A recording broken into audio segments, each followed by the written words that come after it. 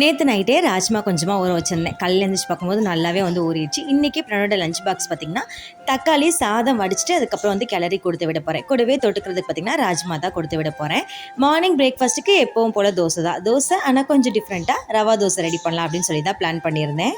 1 cup ரவைக்கு 1 cup அரிசி மாவு, 2 table spoon தயிர், கூடவே கொஞ்சமாக பொடியாக கட் பண்ண இஞ்சி, பச்சை மிளகாய், 1 ஸ்பூன் அளவுக்கு மிளகு, சீரகம், தேவையான அளவு உப்பு சேர்த்துட்டு ஒரு 10 நிமிஷம் நல்லா ஊற வச்சிடலாம். அதுக்குள்ளே பார்த்திங்கன்னா சட்னிக்கும் ரெடி பண்ணிட்டேன். இன்றைக்கி தோசைக்கு பார்த்திங்கன்னா தேங்காய் சட்னி தான் ரெடி பண்ணியிருந்தேன்.